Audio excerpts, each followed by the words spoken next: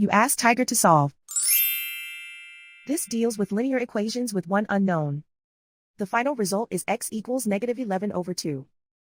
Let's solve it step by step. Group all x terms on the left side of the equation. Subtract 6x from both sides. Group like terms. Simplify the arithmetic. Group like terms. Simplify the arithmetic.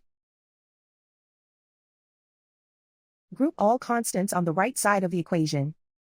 Add 8 to both sides. Simplify the arithmetic.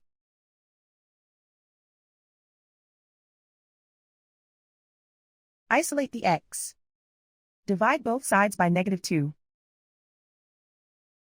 Cancel out the negatives. Simplify the fraction. Move the negative sign from the denominator to the numerator. And so the final result is x equals -11/2.